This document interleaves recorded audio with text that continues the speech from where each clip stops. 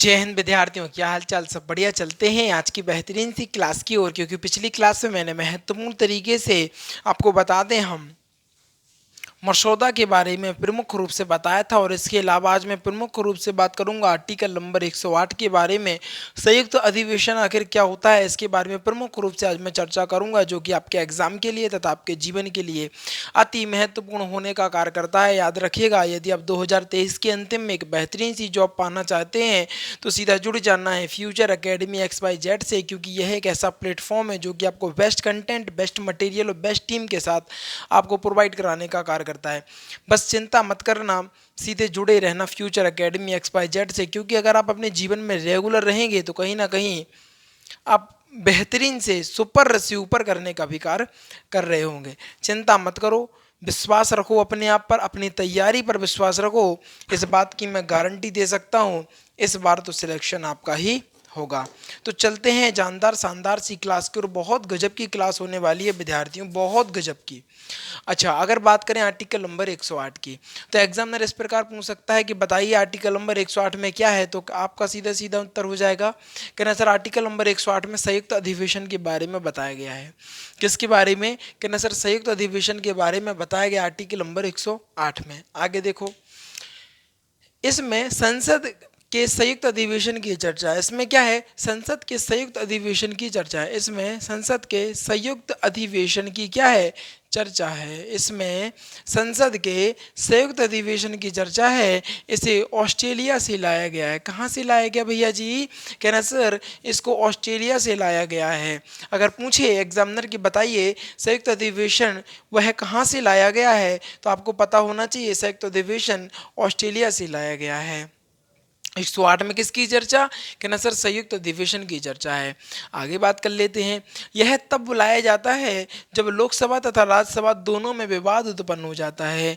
क्या हो जाता है? दोनों में विवाद की स्थिति उत्पन्न हो जाती है।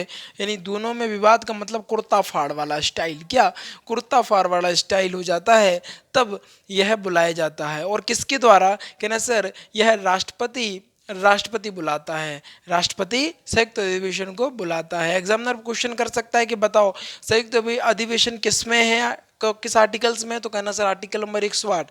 अगर वो मुझे बताओ संयुक्त अधिवेशन को कहाँ से लिया गया है, तो कहना सर ऑस्ट्रेलिया से लिया गया है।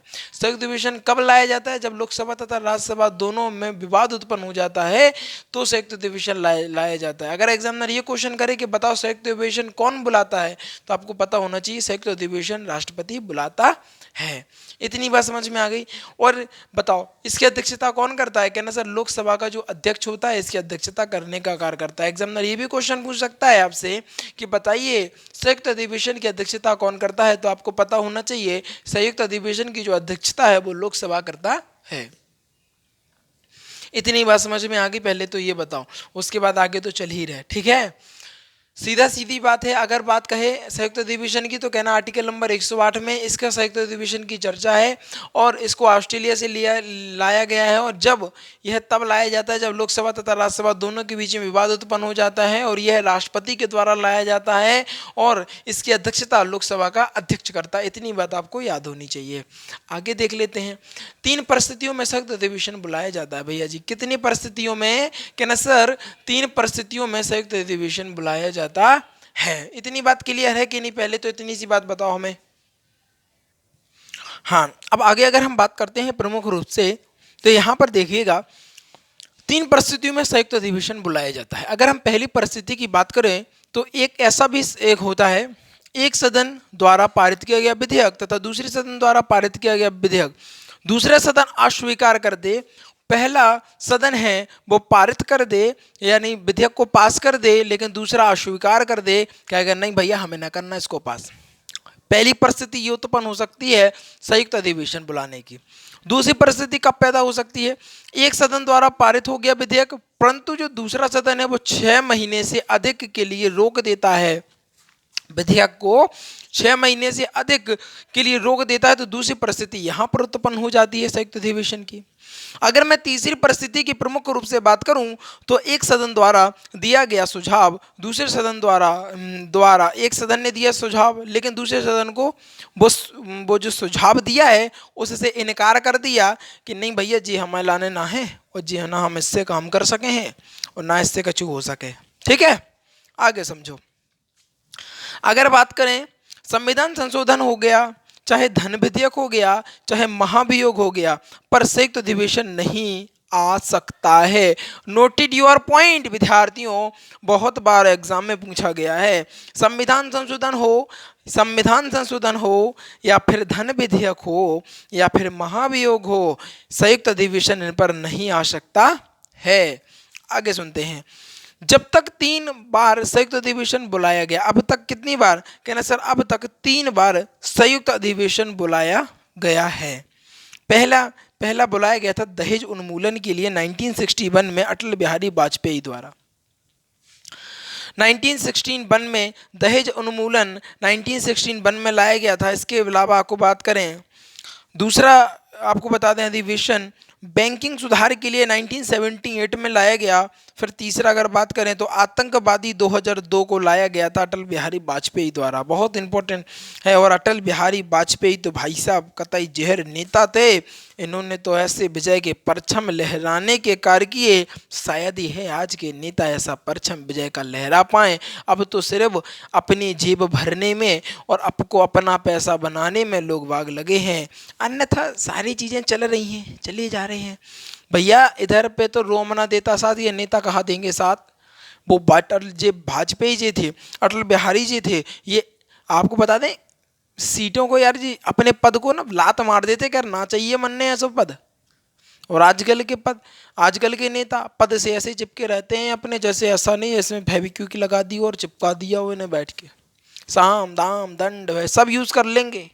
पद नहीं जाना चाहिए, सब चला जाए, देश बिक जाए, कच्छू हो जाए, भूखे मर जाए, लोगों का कोई मतलब नहीं है, बस पद नहीं जाना चाहिए, पद रहना चाहिए। किस प्रकार की राजनीति आज भारत के देश में देखने को, ये भी नेता थे, ये भी वाजपेयी जी, इनसे सीखना चाहिए आजकल के नेताओं को। अरे भाई साहब आजकल के नेता की तो भाई कहा कहें, अब ठीक है छोड़ो कहा कहें, वो तो क्या है ना, जख्मों पर मलहम ना लगा सके तो नमक भी ना लगाओ, बस यही बात है। और देखो भैया आज के समय में तो सीधा सिद्धांत है कि देखो इस समय में गलत तो सभी हैं, क्या है इस समय में गलत तो सभी हैं, अन्यथा आपको बता दें जो कम गलत है वो सही है, सीधे सिद्धांत है। गलत तो सभी हैं परंतु जो कम गलत है वो ज़्यादा सही है, वो क्या कर सकते हैं, गलत तो सभी हैं, कौनों दूध को धुलाना है। अब समझो आगे। अगर बात करें संयुक्त अधिवेशन में लोकसभा की संख्या बल अधिक होता है, जिस कारण विधेयक लोकसभा की इच्छा अनुसार पारित हो जाता है। लोकसभा की इच्छा अनुसार क्या हो जाता है, विधेयक पारित हो जाता है। पहले बताओ इतनी बात समझ में आई। एग्जामिनर किसी भी तरीके से क्वेश्चन आपसे पूछ सकता है, बताओ क्या कारण कब किन परिस्थितियों में संयुक्त अधिवेशन बुलाया जाता है, तो कहना सर 3 ही परिस्थितियां उत्पन्न होती हैं। पहला, अगर एक सदन द्वारा पारित कर दिया गया है, दूसरा सदन द्वारा अस्वीकार कर दिया गया है, तो पहली परिस्थिति तो ये हो जाती है। अगर हम दूसरी परिस्थिति की बात करो तो एक सदन द्वारा पारित हो जाता है, दूसरे सदन 6 महीने से अधिक रोका हुआ है, तो दूसरी परिस्थिति उत्पन्न हो जाती है। अगर हम तीसरी परिस्थिति की बात करो तो एक सदन द्वारा दिया गया सुझाव दूसरे सदन मानने से इनकार कर देता है, तो तीसरी परिस्थिति उत्पन्न हो जाती है। एग्जामिनर किसी भी प्रकार से क्वेश्चन पूछे, आपको विचलित नहीं होना है, आपको दिमाग लगाना है, क्वेश्चन को बेहतरीन तरीके से पढ़ना है। और आपको तो पता ही है, आपको तो पता है आराम से करोगे ना चीज़ें तो बहुत बढ़िया तरीके से हो जाएंगे। आराम का मतलब ऐसा नहीं है कि तुम बैठे रहो 10 घंटा 2 घंटा बैठे रहो, टाइम ही उसमें 1 घंटा का रहता है, ठीक है ना, ध्यान रखें इस चीज़ का। आगे बात कर लेते हैं। तो भैया जी आज की थी बहुत जानदार शानदार सी क्लास। कल प्रमुख रूप से आगे की चर्चा हम करने का कार्य करेंगे। चिंता करना नहीं, सिलेक्शन तो दिला के ही जाने वाला हूँ, ठीक है, चिंता नहीं करो। हमें अपनी चिंता नहीं भाई, अपने को कहा है, अपन तो फकीर आदमी है, निकल पड़ेंगे झोला लेकर है ना।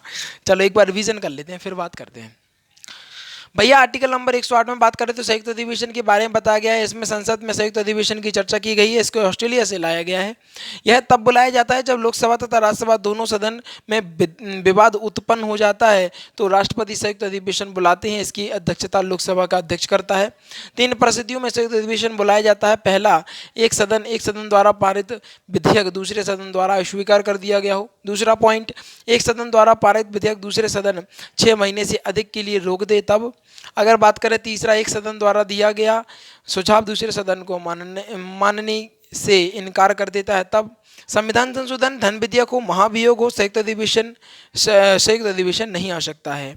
अब तक 3 बार संयुक्त अधिवेशन बुलाया गया है। अगर प्रमुख बात करें, दहेज उन्मूलन 1961, बैंकिंग सुधार 1978 और आतंकवाद 2002, अटल बिहारी वाजपेयी। अगर बात करें हम संयुक्त अधिवेशन पर लोकसभा का संख्या बल अधिक दिया जाता है जिस कारण विधेयक लोकसभा में इच्छानुसार पारित हो जाता है। यति देवा खंडे। आज की क्लास समाप्ता। बोलो श्री सत्यनारायण भगवान की जय। भैया विद्यार्थियों चिंता नहीं करना, बहुत बेहतरीन तरीके का कंटेंट आपको मैं देने का प्रयास करूंगा और आपको तरीका वो होगा ना जो समझाया जाएगा आपके दैनिक जीवन से, आपके जो जीवन दिनचर्या में आप जो चीज़ें यूज़ करते हो उसी तरीके से आपको चीज़ें समझाई जाएंगी। चिंता बिल्कुल नहीं करना, 1% नहीं करनी, ठीक है। हाँ ठीक है। इसके अलावा जो विद्यार्थी नए हैं भैया डेली रिवीजन वीकली रिवीजन पर ध्यान दें। मैं बोल पाऊंगा अथवा ना बोल पाऊंगा, आप याद रखें डेली रिवीजन तथा वीकली रिवीजन पर विशेष ध्यान। तो जो विद्यार्थी नए हैं वो जल्दी से वीडियो को लाइक कर लें, चैनल को सब्सक्राइब कर लें और शेयर कर लें अपने यार दोस्तों और चाहने वालों के साथ, क्योंकि आज की जो वीडियो थी कहीं ना कहीं बेहतरीन गजब लाजवाब होने का कार्य कर रही थी। इन्हीं चंद शब्दों के साथ विदा लेना चाहूँगा। जीवन में आनंदित रहिएगा और आगे बढ़ते रहिएगा। Thanks for watching. उसका स्क्रीनशॉट ले लीजिएगा। इसके अलावा आप मुझसे टेलीग्राम के माध्यम से भी जुड़ना चाहते हैं तो जुड़ सकते हैं। डिस्क्रिप्शन में लिंक पड़ा हुआ है, वहाँ से जाकर आप टेलीग्राम पर जुड़ सकते हैं। इसी के साथ वीडियो समाप्त करते हैं। Thanks for watching. जय हिंद, जय भारत।